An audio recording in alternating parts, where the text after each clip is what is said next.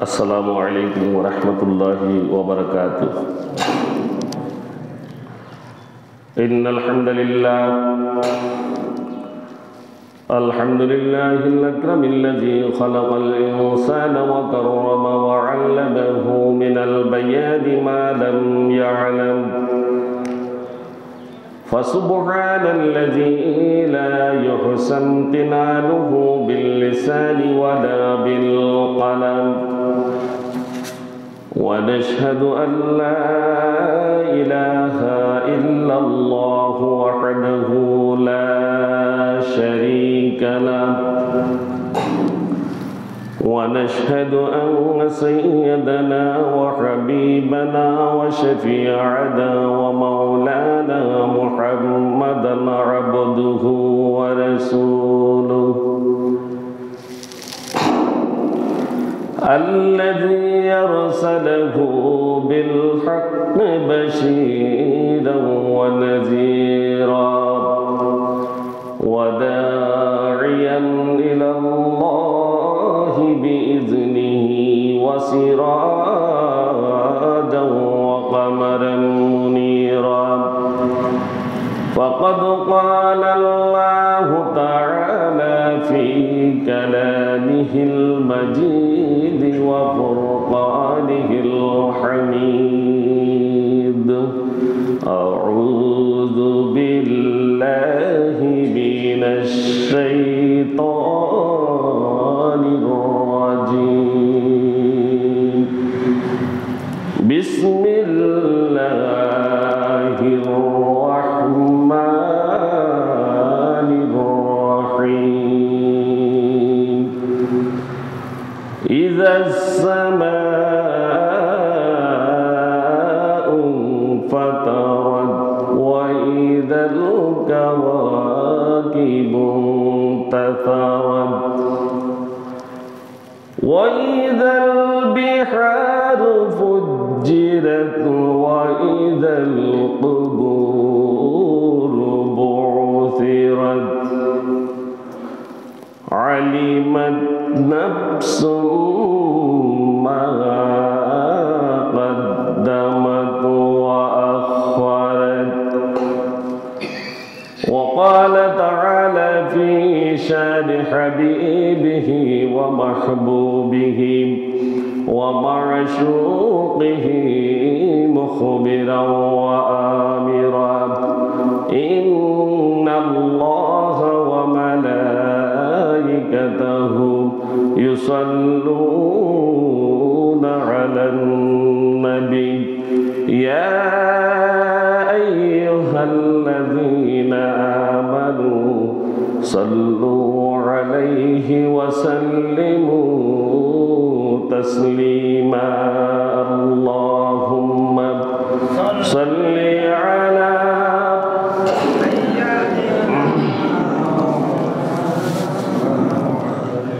وعلى آل سيدنا مولانا محمد محبতের সাথে সকলে জয় পড়ি: আল্লাহুম্মা সাল্লি আলা সাইয়্যিদিনা মাওলানা মুহাম্মদ ওয়া আলা আলি সাইয়্যিদিনা মাওলানা মুহাম্মদ। চন্দ্র সূর্য গ্রহ তারা লক্ষ কোটি মখলুকাত দরুদ পড়ে সালাম পড়ে তোমার নামে দিবারাত।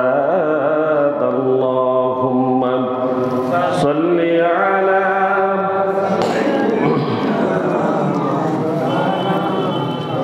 وعلى آل سيدنا مولانا محمد بلغ العلا بكماله كشف الدجى بجماله حسنت جميع خصاله صلوا عليه وآله محمد سيد سيد القولين والثقلين والفريقين من عرب ومن عجم بلغ العلا بكماله كشف الدجى بجماله حسنت جميع خصاله صلوا عليه وآله نبينا الآمر النهي فلا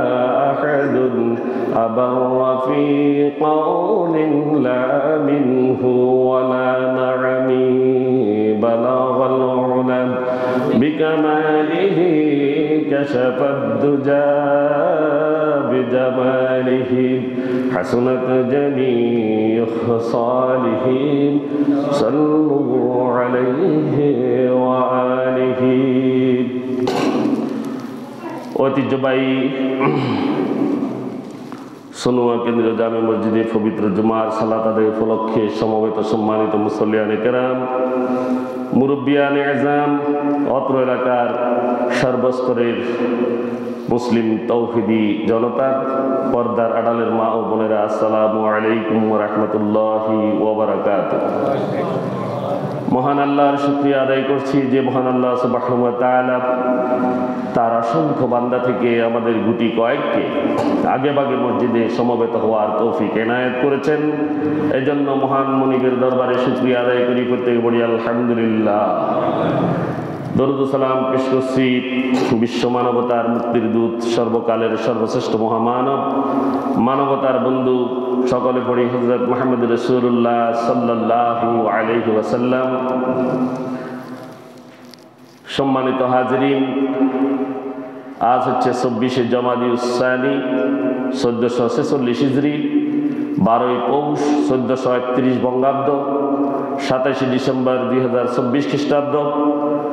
আজ ফেনীতে সূর্য উঠেছে 6টা 34 দুপুর হয়েছে 11টা 51, জোহর শুরু হয়েছে 11টা 57 থেকে।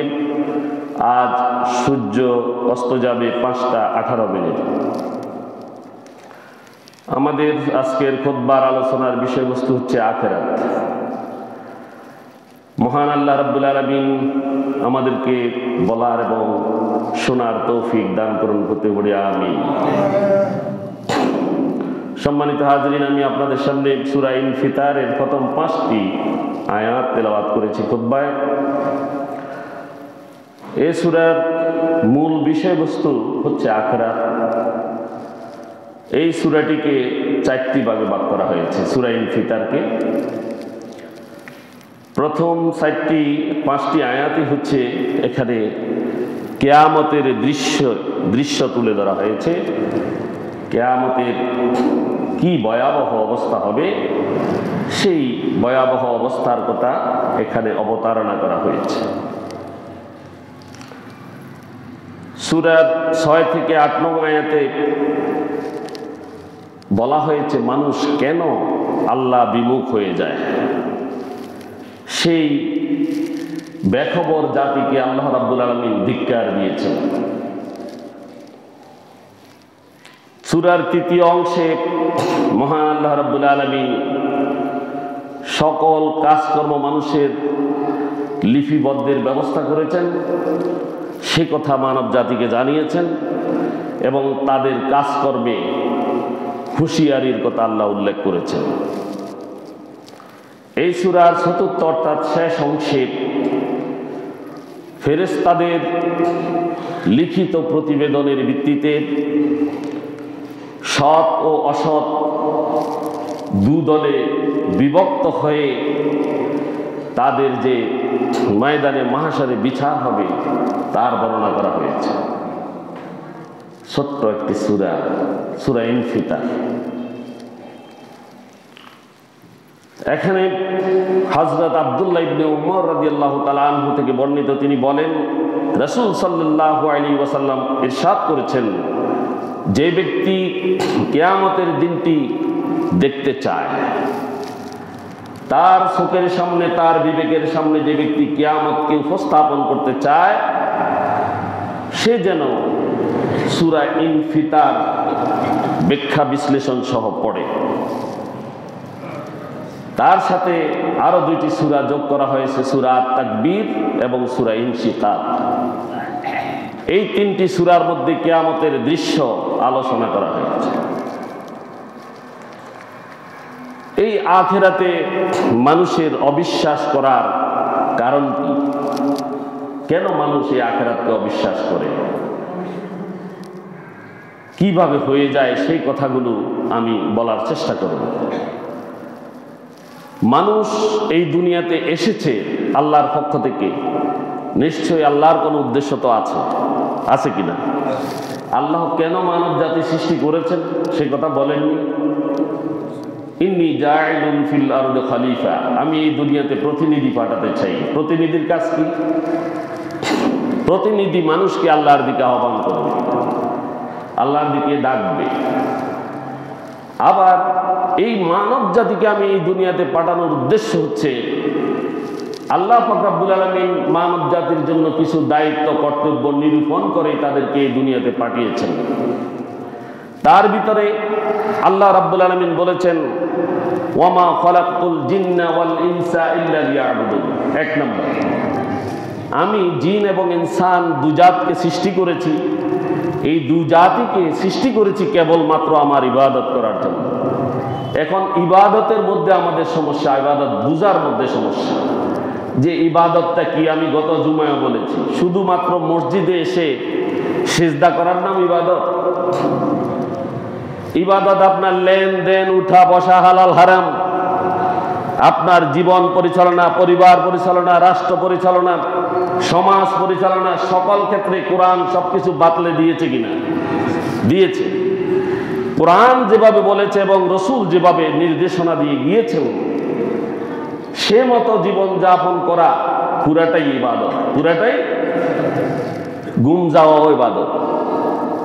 পরিবারকে খাওয়ানো ইবাদত, উপার্জন করা ইবাদত, আপনার উপার্জনে হালাল রীতি অবলম্বন করা সেটাও ইবাদত। সুদ, ঘুষ ইত্যাদি থেকে বেঁচে থাকা ইবাদত, জেনা থেকে বেঁচে থাকা ইবাদত, হত্যা থেকে বেঁচে থাকা ইবাদত, খুন খারাপি থেকে বেঁচে থাকা ইবাদত। অর্থাৎ মানব জীবনের সমুদয় পন্থার মধ্যে ইবাদত আছে কিনা? আছে।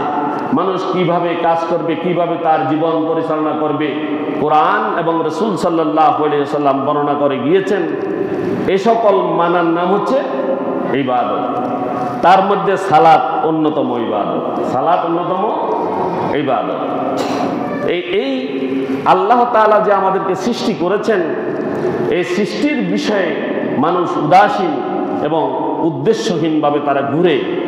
এজন্য এই দুনিয়াতে আখিরাতের অবিশ্বাস তাদের মধ্যে আছে। যদি বিশ্বাস করত তাহলে আল্লাহর পথ থেকে তারা সরে যেত না এবং দিনের ব্যাপারে তারা উদাসীন হতো না, উদ্দেশ্যহীনভাবে তারা এই দুনিয়াতে চলাফেরা করত না। মানুষ হতো না স্বেচ্ছাচারী এবং মানুষ হতো না দায়িত্ব জ্ঞানহীন এবং কাণ্ড জ্ঞানহীন। যদি উদ্দেশ্য যদি ঠিক থাকে, আল্লাহ তাআলা যে উদ্দেশ্যে আমাদেরকে সৃষ্টি করেছেন সেই উদ্দেশ্য যদি মানব জাতির কাছে থাকে তাহলে মানুষ কখনোই উদ্দেশ্যহীনভাবে ঘুরবে না। দ্বিতীয় নম্বর যে কারণ আমি উল্লেখ করতে চাই সেটা হচ্ছে, মানুষ যখন মনে করে তাকে এমনিতেই ছেড়ে দেওয়া হবে। এমনিতে কি ছেড়ে দেওয়া হবে? ছেড়ে দিবে? দোকানে আপনি কর্মচারী নিয়োগ দিয়েছেন, আপনার দোকানের কর্মচারী যদি আপনাকে সঠিকভাবে হিসাব না দেয় তাকে এমনি ছেড়ে দিবেন? দেবেন না। প্রত্যেক কর্মচারীকে যেমন তার মালিককে হিসাব দিতে হবে, তদ্রূপ আল্লাহর প্রতিটি বান্দাকে কাল ময়দানে মাহশরে আল্লাহকে হিসাব দিতে হবে। এই কথাটা মনে করতে হবে, আমাকে এমনিতেই ছেড়ে দেয়া হবে না। তাহলে আল্লাহ রাব্বুল আলামিন সবকিছু হিসাব নেবেন। এমনিতে ছেড়ে দেয়া হবে এই কথা মনে করে যারা চলে, তারা আখিরাতে অবিশ্বাস করে, তারা আখিরাতে অবিশ্বাস করে। তৃতীয় নম্বর যে কথাটি আমি বলতে চাই, যখন তাদের চাওয়া পাওয়া, মানব জাতির চাওয়া পাওয়া যখন দুনিয়ামুখী হয়ে যায়, দুনিয়াতে আমি এই করব, দালান কোঠা গড়ব, আমার ছেলে মেয়েকে এই করবো, ব্যারিস্টার বানাবো, এবং পরিবারকে আমি সমাজের উচ্চ স্তরে আসীন করব। এই সকল দুনিয়ার যখন চিন্তা চেতনা যখন মানুষের কাছে বেড়ে যায়, তখন সে আখিরাত থেকে দূরে সরে যায়, আখিরাত থেকে দূরে সরে যায়। আখিরাতকে অবিশ্বাস করে বলেই তারা দুনিয়ার এ সকল লোভের পিছনে তারা ঘুরে।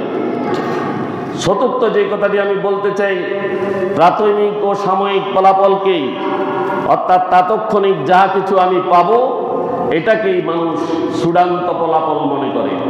তাৎক্ষণিক পাওয়াটাকে মানুষ চূড়ান্ত ফলাফল মনে করে, অথচ আখিরাত আমার চূড়ান্ত ফলাফলের জায়গা। আখিরাত আমার চূড়ান্ত ফলাফলের জায়গা। কিন্তু আমি ফলাফল পেতে চাই এই দুনিয়াতে, ছোট্ট একখান কাজ করে আবার সেটার প্রশংসা কুড়াইতে চায়, চায় কিনা? তাৎক্ষণিকভাবে সে চায় তাকে মানুষ বাহবা দিক এবং তার সম্মান উপরে উঠে যাক এবং নগদ অর্থ সে চায়। কিন্তু পরকালে তার যে বিশাল ফলাফলের ব্যবস্থা রয়েছে সেই কথা মানুষ ভুলে যায় বিদায় তারা আখিরাতে অবিশ্বাস করে। আখিরাতের গুরুত্ব না দিয়ে যখন দুনিয়াকে মানুষ প্রাধান্য দেয়, তখন আখিরাতের প্রতি তাদের অবিশ্বাস হয়ে যায়, আখিরাতের বিশ্বাস থেকে তারা দূরে সরে যায়। মহান আল্লাহ পাক রব্বুল আলামিন সূরা মুমিনুনের 115 নং আয়াতে সকল জাতির জন্য বলেছেন, আফা হাসিবতুম আন্নামা খালাকনাকুম আবাসাও ওয়া আন্নাকুম ইলাইনা লা তুরজাউন। মহান আল্লাহ বলছেন, আফা হাসিবতুম, তোমরা কি মনে করেছো, আন্নামা খালাকনাকুম, আমি তোমাদেরকে সৃষ্টি করেছি আবাসা, অনর্থক। আল্লাহ কি বলছেন, আমি কি তোমাদেরকে অনর্থক সৃষ্টি করেছি? প্রশ্ন করছেন আল্লাহ মানব জাতিকে বলছেন, তোমরা কি মনে করেছো তোমাদেরকে আমি অনর্থক সৃষ্টি করেছি এই দুনিয়াতে? ওয়া আন্নাকুম ইলাইনা লা তুরজাউন। আল্লাহ কি বলছেন, তোমরা কি আর আমার কাছে কখনো ফিরে আসবে না? আসবে নি? আল্লাহর কাছে যেতে হবে নি? প্রশ্ন করেছেন, আপনারা বলেন, আল্লাহ প্রশ্ন করেছেন, তোমরা কি আমার কাছে ফিরে আসবে না? আল্লাহ বলেছেন, আমার কাছে তোমাকে আসতেই হবে। সুতরাং আমি তোমাকে অনর্থক সৃষ্টি করিনি, তুমি কি করো, আমি যেভাবে বলেছি সেভাবে তুমি দুনিয়াতে চলো। সূরা কিয়ামার 36 নং আয়াতে আল্লাহ রাব্বুল আলামিন আরো বলেছেন, আয়াহাসাবুল ইনসানু আন ইউতরাকা সুদা। আসেনি কোরআনে? আল্লাহ বলছেন, মানুষ কি ধারণা করেছে যে তাকে এমনিতেই ছেড়ে দেয়া হবে? এমনি ছেড়ে দিবে না। আল্লাহ কি বলছে, এমনিতে ছেড়ে দেয়া হবে না। আল্লাহ রাব্বুল আলামিন সূরা কিয়ামার 122 নং 20 ও 21 নং আয়াতে ইরশাদ করেছেন, কাল্লা বাল তুহিব্বুনাল আজিলাতা ওয়া তাযারুনাল আখিরাহ। আল্লাহ বলছেন, কাল্লা বাল লা তুহিব্বুনাল আজিলাত, কখনো নয় তোমরা তাড়াতাড়ি পাওয়া যায় এমন ফলাফলকে প্রাধান্য দিয়ে থাকো। দুনিয়াতে তোমরা তাৎক্ষণিকভাবে অনেক কিছু পেতে চাও, এই ফলাফলকে তোমরা প্রাধান্য দাও, পছন্দ করো। আর আল্লাহ বলছেন, ওয়াতাযারুনাল আখিরাহ, আর পরকালের ফলাফলকে তোমরা বর্জন করো। বর্জন করি কিনা আমরা? পরকালে কখন আমাদের ফলাফল দেয়া হবে এই অপেক্ষায় আমরা নাই, আসিনি? নাই। আমরা চাই তাৎক্ষণিকভাবে এই দুনিয়াতে কিছু, ঠিক কিনা? এই দুনিয়ার কিছুকে আল্লাহ রাব্বুল আলামিন বর্জন করতে বলেছে, আর অর্জন করতে বলেছে আখিরাতের ফলাফল। কিসের? আখিরাতের ফলাফল। আল্লাহ রাব্বুল আলামিন সূরা আ'লা 16 নং আয়াতে আরো ইরশাদ করেছেন, বাল তুসিরুনাল হায়াতাদ দুনিয়া। এই দুনিয়াটা কি? পার্থিব জীবনের ক্ষণস্থায়ী সম্পদ। এটাকে বলা হয় পার্থিব জীবন। এবং যেই সম্পদ এটা ক্ষণস্থায়ী, বঙ্গুর, ঠিক কিনা? যে কোনো মুহূর্তে চলে যেতে পারে। আল্লাহ আরো ঘোষণা করেছেন ওয়াল আখিরাতু খায়রু ওয়া আবকা। আল্লাহ নিজেই ঘোষণা দিচ্ছেন আখিরাত হচ্ছে স্থায়ী এবং উত্তম। আখিরাত স্থায়ী এবং উত্তম, দুনিয়াটাকে প্রাধান্য দেওয়ার দরকার নেই। মহান আল্লাহ সুবহানাহু ওয়া তাআলা সূরা নাহলের 22 নং আয়াতে আরো ইরশাদ করেছেন ফাল্লাযীনা লা ইউমিনুনা বিল আখিরাতি কুলুবুহুম মুনকিরাতু ওয়া হুম মুস্তাকবিরুন। আল্লাহ বলছেন ফাল্লাযীনা, সুতরাং যারা লা ইউমিনুনা বিল আখিরা, আখিরাতের প্রতি ঈমান রাখে না। আল্লাহর কথাটা একটু ভালো করে শুনি। আল্লাহ বলছেন সুতরাং যারা আখিরাতের প্রতি ঈমান রাখে না, কুলুবুহুম মুনকিরা, তাদের অন্তর যেহেতু সত্য বিমুখ হয়ে গিয়েছে, তাদের অন্তরটা সত্য থেকে দূরে সরে গিয়েছে, ওয়া হুম মুস্তাকবিরুন, এবং তারা অহংকারী। তারা কি? অহংকারী। আল্লাহ ঘোষণা দিচ্ছেন আখিরাতের ফলাফলের প্রতি যার বিশ্বাস নেই, আখিরাতে আল্লাহ রাব্বুল আলামিন মানুষের কর্মের হিসাব নিকাশ নেবেন, এই কথা যে মনে করে না, তাকে আল্লাহ নিজেই ঘোষণা করেছেন সে সত্য থেকে দূরে সরে গিয়েছে এবং সে অহংকারী। আর অহংকার হচ্ছে আল্লাহর গায়ের চাদর। কালা রাসূলুল্লাহ সাল্লাল্লাহু আলাইহি ওয়াসাল্লাম, রাসূল সাল্লাল্লাহু আলাইহি ওয়াসাল্লাম বলেছেন আখিরাত হচ্ছে আল্লাহ, অহংকার হচ্ছে আল্লাহর গায়ের চাদর। অহংকার আল্লাহর গায়ের চাদর। যে ব্যক্তি অহংকার করলো সে আল্লাহর সাথে আল্লাহর চাদর নিয়ে টানাটানি করলো, নাউজুবিল্লাহ। আর তার পরিণতি হচ্ছে এমন, সে শুকনো মাটি দিয়ে হেঁটে যাচ্ছে আর সে মাটির নিচে গেড়ে যাচ্ছে, নাউজুবিল্লাহ। তার পরিণামটি এমন। রাসূল সাল্লাল্লাহু আলাইহি ওয়াসাল্লাম এই কথা বলেছেন। সম্মানিত হাজিরিন, সূরা মুতাফফিফিনের 12 নং আয়াতে আল্লাহ ইরশাদ করেছেন ওয়া মা ইউকাযযিবু বিহি ইল্লা কুল্লু মু'তাদিন আসীম। সত্যকে যারা অস্বীকার করেছে এবং গুনাহের কাজে লিপ্ত হয়েছে, তারাই আল্লাহ তাআলার প্রতিফল দিবসকে অস্বীকার করে।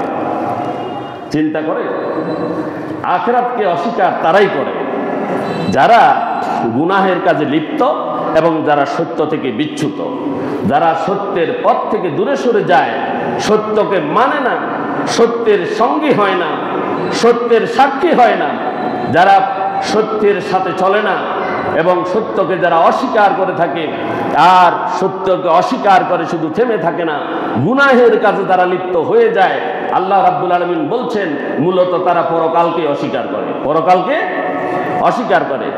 আল্লাহ রাব্বুল আলামিন আমাদেরকে সত্যের সঙ্গী হওয়ার তৌফিক দিন, প্রত্যেক বলি আমিন। আল্লাহ রাব্বুল আলামিন আমাদেরকে গুনাহের কাজ থেকে মুক্ত করে দিন, প্রত্যেক বলি আমিন। সম্মানিত হাজিরিন, আখিরাতে বিশ্বাসের গুরুত্ব কি? এটার প্রভাব কি? আখিরাতে কেন বিশ্বাস করব আমরা? এটার গুরুত্বটা কি? ইন্নামাল আমালু বিন্নিয়াত, কাজের ফলাফল কিসের উপরে নির্ভরশীল?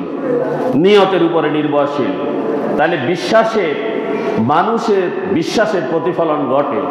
যে যেটি বিশ্বাস করে সে সে কর্ম করতে পছন্দ করে, ভালোবাসে, এবং তার ক্রিয়াকলাপের মধ্যে বিশ্বাসটাই প্রতিফলিত হয়, ঠিক না? তার যে বিশ্বাস, তার কাজে কর্মে সেই বিশ্বাসটাই প্রতিফলিত হয়। যে যেমন আকীদা বিশ্বাস করে তার দৈনন্দিন কার্যক্রম সেই আকীদার উপরেই চলে, ঠিক না? ওভাবেই চলতে থাকে। আর চরিত্র গঠন করার প্রধান উপাদান হলো আখিরাতে বিশ্বাস করা।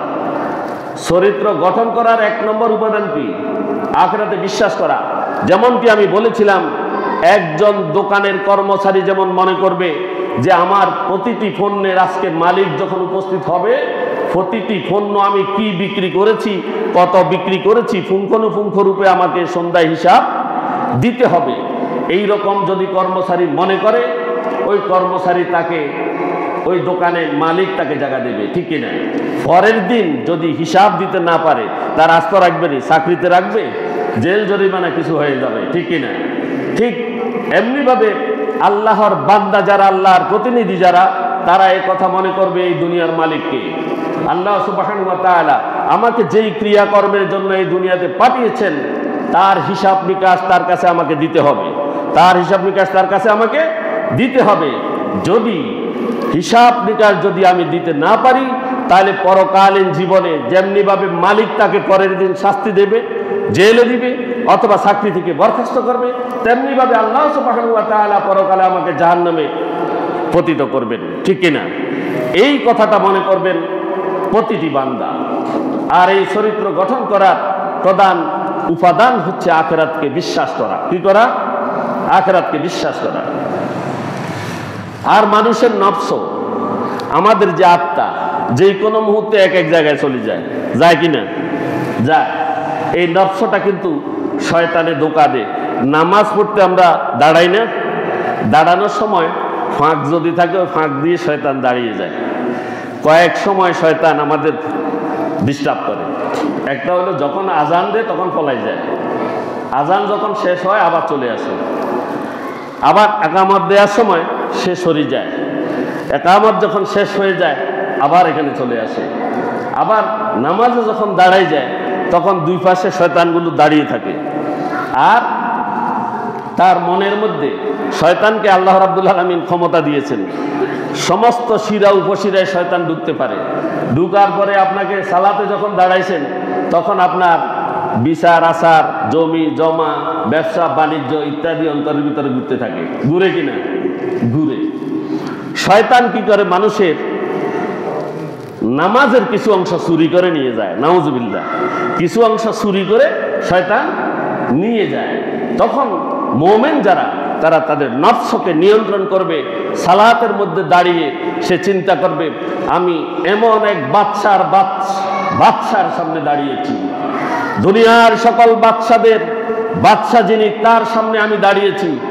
দুনিয়ার আদালতে যখন ছোট্ট একটা অপরাধ করে যখন এজলাসে দাঁড়ায়, তখন সে কত ছোট হাত দুটিকে এইভাবে ছোট করে হাকিমের সামনে একবারে নরম হয়ে যায়। সেই হাকিমের সামনে আমি দাঁড়িয়েছি, সুতরাং আমাকে এখানে কিভাবে দাঁড়াতে হবে এবং আমার নফস কোথায় থাকবে? ওই হাকিমের পায়ে আমার নফস থাকবে, ঠিক কিনা? আর কোথাও যেতে পারবে না, আমি সালাতের মধ্যে আসি। এই শয়তান মানুষকে যে ধোঁকা দেয়, সেই ধোঁকা থেকে নিজের নফসকে রক্ষা করার চেষ্টা করতে হবে। আর এই চেষ্টার মূল যেটা, সেটা হলো আখিরাতকে বিশ্বাস করতে হবে এবং ভয় করতে হবে। আখিরাতকে বিশ্বাস করতে হবে এবং ভয় করতে হবে। যদি আখিরাতের ভয় না থাকে, বিশ্বাস না থাকে, তাহলে মন যাহা খুশি তাহা করতে পারবে, ঠিক কিনা? আল্লাহ আমাদেরকে সেখান থেকে মুক্ত করে দিন। সত্য, ন্যায়, হক ও কল্যাণের উপর অটল অবিচল থাকার জন্য আখিরাত বিশ্বাস অবশ্যম্ভাবী। সত্যের উপরে প্রতিষ্ঠা থাকা, ন্যায় প্রতিষ্ঠা করা, হক প্রতিষ্ঠা করা, কল্যাণের উপরে অটল অবিচল থাকার জন্য আখিরাতের ভয় এবং বিশ্বাস অত্যন্ত জরুরি, অত্যন্ত জরুরি। যদি আখিরাতে বিশ্বাস না থাকে, তাহলে সত্য, ন্যায়, ইনসাফ ইত্যাদি প্রতিষ্ঠিত করা সম্ভব নয়। মানুষকে সৃষ্টি করা হয়েছে সত্য প্রতিষ্ঠা করার জন্য। রাসূল সাল্লাল্লাহু আলাইহি ওয়াসাল্লাম সত্য নিয়ে এসেছেন, সেই সত্য প্রতিষ্ঠা করবে এই মানব জাতি। আখিরাতের প্রয়োজন আছে কিনা? আসেনি? কেমনে? আখিরাতের প্রয়োজন কি সেটা আমরা জানি কিনা? আখিরাতের কি প্রয়োজন? আখিরাতের প্রয়োজন এই জন্য, আমরা যারা গুনাহ করি, যে পরিমাণ গুনাহ করি, যেমন উদাহরণস্বরূপ একজন মানুষ 10 জন মানুষকে হত্যা করেছে। কয়জন মানুষকে?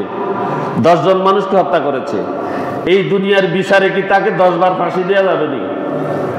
যাবেনি। প্রথমবার ফাঁসি দিলে তো কেল্লা ফতে, ঠিক কিনা? এই জন্য আর দুনিয়াও মাজরুআতুল আখিরা, দুনিয়ার জীবন হচ্ছে আখিরাতের শস্যক্ষেত্র। আর এই শস্যক্ষেত্রের সময়টা, এই পরীক্ষার জায়গাটা ক্ষণস্থায়ী, অল্প। এই অল্প সময়ের মধ্যে তার যে বিশাল অপরাধ, এই অপরাধের শাস্তি দেওয়া সম্ভব নয়। এই জন্য আখিরাতের প্রয়োজন আছে। আখিরাতের অনন্ত জীবনে তার শাস্তি সেখানে চলতে থাকবে। সে যদি 10টি হত্যা করে, দুনিয়ার জীবনে 1টি হত্যায় ফাঁসি হয়ে গেল, আর 9টি হত্যার ফাঁসি হবে কোথায়? আখিরাতে, ঠিক কিনা? ওখানে শাস্তি হবে। এরপরে একজন হত্যাকারীকে মাত্র একবারে ফাঁসি দেওয়া যাবে, আর এত স্বল্প সময়ের মধ্যে দুনিয়ায় পাপিষ্ঠদের শাস্তি দেওয়া সম্ভব নয়। এই জন্য আল্লাহ রাব্বুল আলামিন আখিরাতের ব্যবস্থা করেছেন। ভালো কাজের পুরস্কার বা নিয়ামত, আল্লাহর নিয়ামত বিভিন্ন জায়গায় আল্লাহ রাব্বুল আলামিন বলেছেন তাকে এই পুরস্কার দিবেন, সেই পুরস্কার দিবেন। তার একটি নেক কাজের জন্য তাকে 500 বছর জান্নাতে রাখবেন বলা হয়েছে না?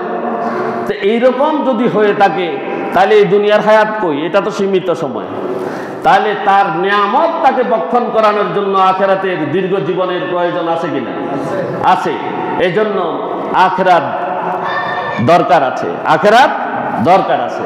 এটাতে আমাদের বিশ্বাস আছে তো? ইনশাআল্লাহ আছে। আল্লাহ আমাদেরকে আখিরাতে বিশ্বাস করার তৌফিক দিন। কিয়ামত কিভাবে ঘটবে? কিয়ামত কিভাবে সংগঠিত হবে? এই কিয়ামত শব্দের অর্থ হচ্ছে সীমাহীন ধ্বংসযজ্ঞ। সীমাহীন ধ্বংসযজ্ঞ, মহাপ্রলয়, মহাপ্রলয় যা এই দুনিয়ার চোখে কেউ দেখেনি। কিয়ামত শুরুর প্রাককালে আকাশের অবস্থা কেমন হবে আল্লাহ পাক রব্বুল আলামিন ইরশাদ করেছেন সূরা মুজাম্মিলের 18 নং আয়াতে। আল্লাহ বলেছেন as-samā'u munfatiru bihi kana wa'duhu maf'ūlā।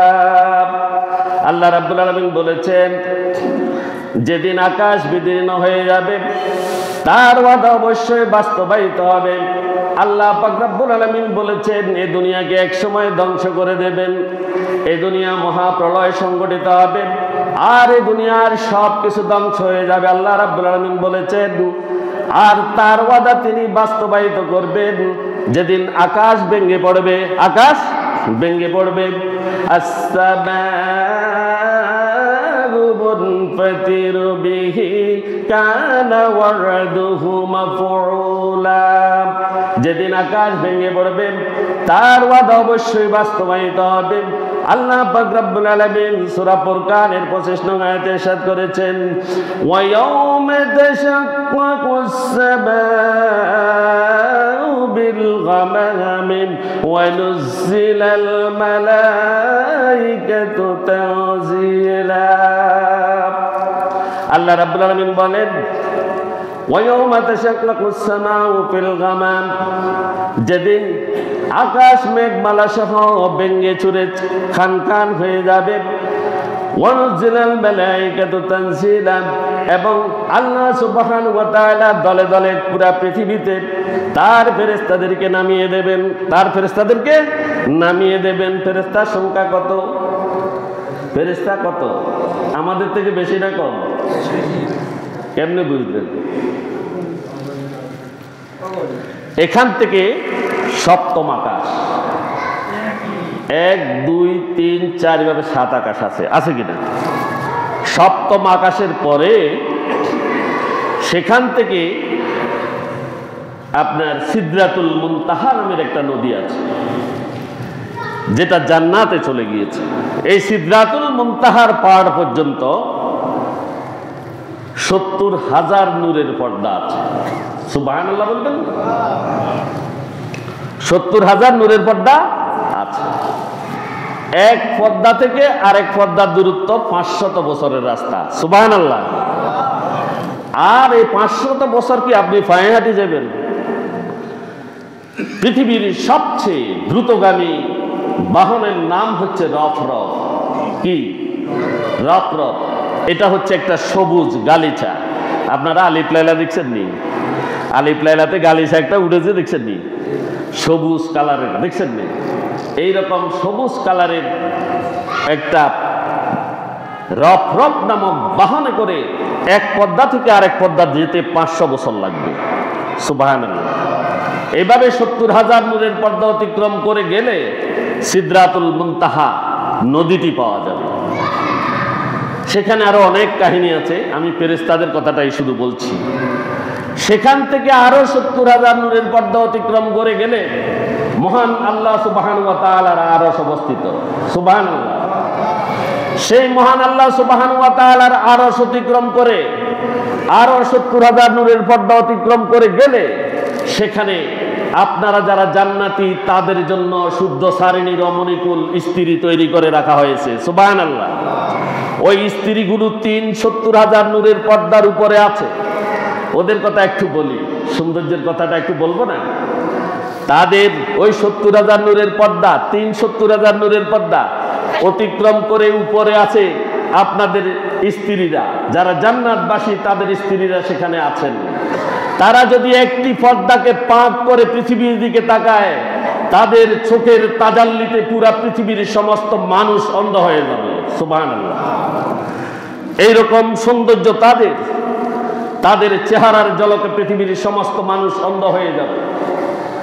তাদের গায়ের ব্যবহৃত একটি ওড়না যদি পৃথিবীর দিকে ছেড়ে দেওয়া হয়, পুরা পৃথিবীর মানুষ তাদের ওড়নার গ্রানে অন্ধ হয়ে সেন্সলেস হয়ে যাবে এবং তারা ওই সেন্সলেস অবস্থায় মৃত্যুবরণ করবে। সুবহানাল্লাহ। তারা এমন শুদ্ধ সারিণী রমণীকুল আল্লাহ সুবহানাহু ওয়া তাআলা বেহেশতবাসীদের জন্য তৈরি করে রেখেছেন। আর এই ৭০,০০০ নূরের পর্দার ভিতরে কোথাও ১ ইঞ্চি জায়গা খালি নেই যেখানে আল্লাহর ফেরেশতারা নাই। সুবহানাল্লাহ। আর ওই সকল ফেরেশতাদেরকে আল্লাহ সুবহানাহু ওয়া তাআলা এই পৃথিবীতে তখন নামিয়ে দেবেন। আল্লাহ সে কথা বলছেন, ওয়ায়াউমা তাশাক্কাকুস সামাউ বিল গামামি ওয়া নুজ্জিলাল মালাইকাতু তানজিলা। আল্লাহ বলছেন, যেদিন আকাশ মেঘমালা সহ বিদীর্ণ হয়ে যাবে, যখন পেটে যাবে, যখন ভেঙে ছুঁড়ে চুরমার হয়ে যাবে, আল্লাহ রাব্বুল আলামিন তখন তার সমস্ত ফেরেশতাগুলোকে দুনিয়ায় নামিয়ে দিবেন। সেদিন মুহূর্তের মধ্যে পৃথিবীর অস্তিত্ব ধূলিসাৎ হয়ে যাবে। পৃথিবীর পাহাড় সমূহ ধ্বনিত তুলার মতো উঠতে থাকবে। মহাকর্ষণ অভিকর্ষণ শক্তি সেদিন তুলে নেওয়া হবে। এই পৃথিবীতে আল্লাহ রাব্বুল আলামিন কত গ্রহ নক্ষত্র, কত জ্যোতিষ্ক আল্লাহ রাব্বুল আলামিন সৃষ্টি করে মানব জাতির উপকার করছেন, কত নিয়ামতে ভরপুর করে মানব জাতিকে এই পৃথিবীতে পাঠিয়েছেন।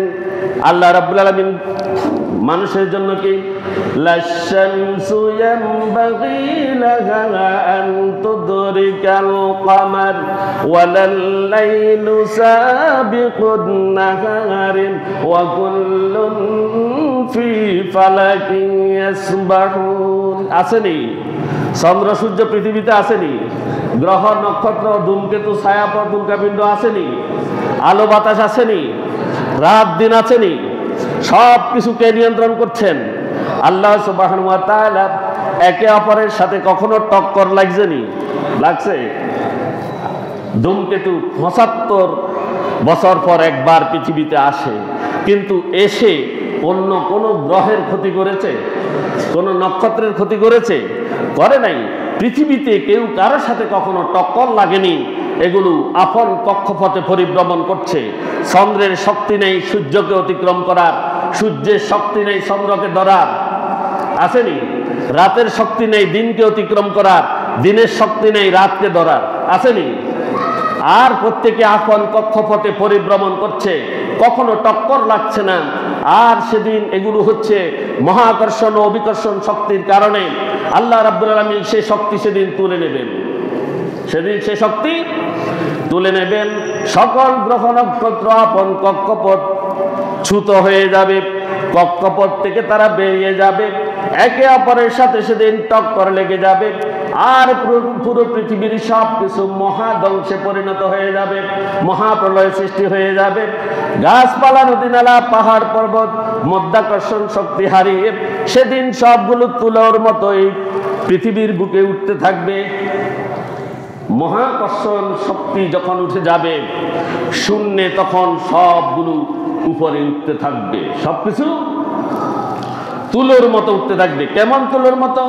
দুনিত তুলা। দুনিত তুলা বুঝেননি? দুনিত তুলাটা কি?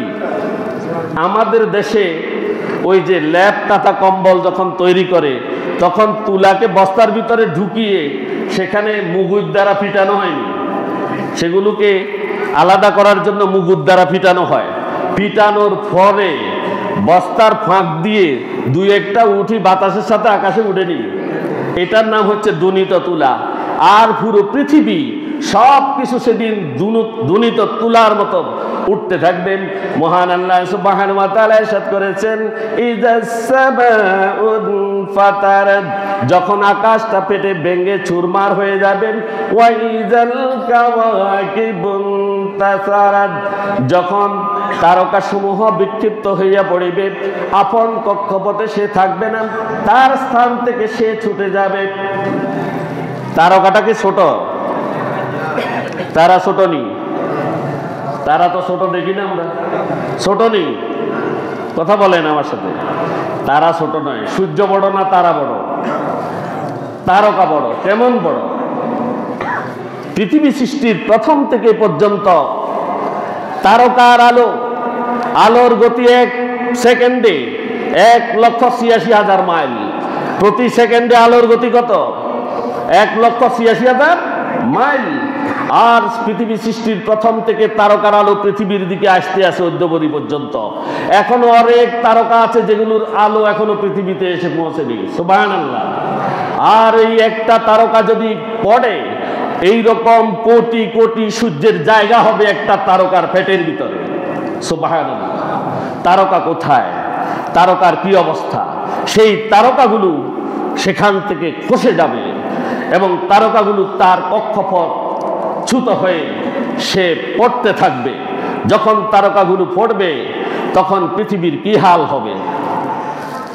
এরপরে আল্লাহ সুবহানাহু ওয়া তাআলা আরো বলছেন, ওয়াইযাল বিহারু ফুজ্জিরাত, এবং যখন সমুদ্র সমূহ ফেটে যাবে। এবং সমুদ্র ফেটে কি হবে? সমুদ্র ফেটে গলগল করে পুরো পৃথিবীর, পুরো বিশ্বের, মহাবিশ্বের সমস্ত পানিগুলো সমুদ্রের পাটা দিয়ে নিচের দিকে নেমে যাবে। সুবহানাল্লাহ। কোনো পানি থাকবে না, সব পানি শূন্য হয়ে যাবে পৃথিবী। তারপর কি হবে? সেই পাটা থেকে আগুনের রেলিহান শিখা উপরের দিকে উঠতে থাকবে কিয়ামতের দিন। সেখান থেকে শুধু আগুন, আগুনের লাভা উদ্গীরণ করবে, আর পুরো পৃথিবীটা তখন দাউ দাউ করে আগুন জ্বলা শুরু হবে। মহান আল্লাহ পাক রব্বুল আলামিন এরপর বলেছেন, ওয়াইযাল কুবুর বুসিরাত, আমরা এখন যাদেরকে কবর দিচ্ছি, যারা কবরস্থানে শুয়ে আছে, যারা কিয়ামত পর্যন্ত কবরস্থ হবে, আমি আপনি সবাই, যখন এই মহাপ্রলয় শুরু হবে তখন কবরগুলো তার লাশকে উদ্গীরণ করে দেবে, তার লাশকে সেখান থেকে বের করে দিবে, আর তার হাড্ডি গুড্ডি সবগুলো আকাশে উঠতে থাকবে বাতাসের মধ্যে। যেরকম আমাদের দেশে জুডিয়া বলে, জুডিয়া, বাতাসের জুডিয়া আসলে যখন সব কিছু গোলগাল হয়ে যখন উঠতে থাকে, সেই রকম মানুষের হাড় গোড়গুলো আকাশে উঠতে থাকবে। কবর যখন সবগুলোকে বের করে দেবে, আর তখন আল্লাহ পাক রব্বুল আলামিন তার ইচ্ছায় যখন মহাপ্রলয় থেমে যাবে, মানুষের হাড় গোড় সবগুলো যে যেখানেই ছড়িয়ে ছিটিয়ে যাক, সবগুলো আবার মানবে রূপান্তরিত হয়ে যাবে। সুবহানাল্লাহ। সবগুলোকে আবার একত্রিত করে ফেলবেন। এরপরে আল্লাহ রাব্বুল আলামিন বলছেন, তখন পৃথিবীর সব কিছু তার নিজস্ব গতি হারিয়ে ফেলবে।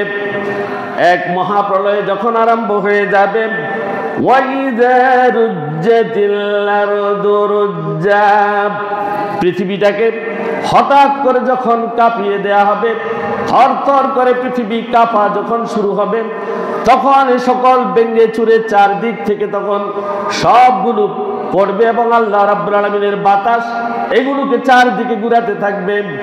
ইযা যুলজিলাতিল আরদু জিলজালাহা, যখন পৃথিবী তার চূড়ান্ত কম্পনে প্রকম্পিত হবে, দুইবার প্রকম্পিত হবে। প্রথমবার প্রকম্পিত হওয়ার পরে মানুষ সবগুলো অন্ধ হয়ে যাবে এবং সবগুলো বধির হয়ে যাবে, আবার সবগুলো মৃত্যুবরণ করবে। মৃত্যুবরণ করবে। এরপরে আল্লাহ রাব্বুল আলামিন দ্বিতীয়বার এটাকে চূড়ান্ত কম্পনে প্রকম্পিত করবেন। ইযা যুলজিলাতিল আরদু জিলজালাহা, যখন পৃথিবী তার চূড়ান্ত কম্পনে প্রকম্পিত হবে। ফাইযাস সামাউ ফুরিজাত, যখন আকাশ সমূহকে চূর্ণ বিচূর্ণ করে ধুনিত কণার মতন যেগুলো সেগুলোকে উড়িয়ে দেওয়া হবে। ইয়াউমা তামুরুস সামাউ মাওরা ওয়া তুসিরুল জিবালু সাইরা। আল্লাহু আকবার। ইয়াউমা তামুরুস সামাউ মাওরা, সেদিন আসমান সমূহ থরথর করে কাঁপতে থাকবে। ওয়া তুসিরুল জিবালু সাইরা, আর পর্বত সমূহ সেদিন আকাশে তুলার মতো ঘুরতে থাকবে। আল্লাহ বলছেন ওয়া ফুতিহাতিস সামাউ ফাকানাত আবওয়াবা, আকাশ মণ্ডলকে সেদিন খুলে দেয়া হবে, আর মানুষ যেদিকে দেখবে সেদিকে শুধু তারা দুয়ার আর দুয়ার দেখতে পাবে, দরজা, সব দিক দরজা হয়ে যাবে, খোলা দেখা যাবে। আমরা যে দিগন্ত দেখি, দিগন্ত আর থাকবে না, দিগন্ত আর থাকবে না। দিগন্ত মানে দিকের শেষ, যেখানে আকাশকে মাটির সাথে মিশে গেছে বলে মনে হয়, সেটাকে বলা হয় দিগন্ত। সেই দিগন্ত থাকবে না, সব কিছু সেদিন খোলা হয়ে যাবে। আল্লাহ বলছেন ওয়াসিরাতিল জিবালু ফাকানাত সারাবা, আকাশ মণ্ডলকে সেদিন খুলে দেওয়া হবে এবং পাহাড় সমূহকে সেদিন চালিয়ে দেওয়া হবে। পাহাড়গুলো সেদিন চলতে থাকবে, পাহাড় সমূহ সেদিন চলতে থাকবে, ফলে চারদিক শুধু মরিচিকায় পরিণত হয়ে যাবে। যেদিকে তাকায় শুধু মরিচিকার মতো দু দু করবে। মরিচিকাটা কি? মরিচিকা চিনি কিনা আমরা? মরিচিকা চিনি নি? মরিচিকা হচ্ছে খোলা মাঠের ভিতরে যখন আপনি রোদ্দুর, যখন খাড়া রোদ পড়ে, তখন দূরে তাকালে দেখবেন যেন সেখানে পানি জলমল করছে, যেন দূরে কোথাও পানি আছে এরকম লাগে। আর যখন আপনি সেখানে যাবেন, যাওয়ার পরে দেখবেন সেখানে পানি নেই, আরেকটু দূরে যেন আছে। এটার নাম মরিচিকা। এটার নাম কি? মরিচিকা। এই মরিচিকায় পরিণত হয়ে যাবে পুরা পৃথিবী। এরপরে আল্লাহ রাব্বুল আলামিন বলেছেন ওয়া হুমিলাতিল আরদু ওয়াল জিবালু ফাদুক্কাতান দাক্কাতান ওয়াহিদা। আল্লাহ রাব্বুল আলামিন বলছেন পৃথিবী এবং পর্বতমালাকে উপরে তুলে একই আঘাতে চূর্ণ বিচূর্ণ করা হবে। মহান আল্লাহ পাক রব্বুল আলামিন পুরো পৃথিবীকে সেদিন হাতের মুঠায় নেবেন। পৃথিবীর সমস্ত কিছুকে তার 5 আঙ্গুলে তিনি তুলে নেবেন, 5টি আঙ্গুলে তুলে নিয়ে তিনি হাতের মুঠোয় এই পৃথিবীকে নিয়ে একটা আছাড় দেবেন। আর আছাড় দেওয়ার সাথে সাথে এই পৃথিবীর রঙ্গলীলা সব শেষ, আখিরাতের মাঠ সেদিন শুরু হয়ে যাবে। এখান থেকে আমরা আগামী জুমায় ইনশাআল্লাহ আলোচনা করার চেষ্টা করব। আল্লাহ আমাদের আসার আগে ভাগে আসার তৌফিক দান করুন, করতে বলি আমিন। ওয়া আখিরু দাওয়ানা আলহামদুলিল্লাহি রাব্বিল আলামিন। আসসালামু আলাইকুম ওয়া রাহমাতুল্লাহ।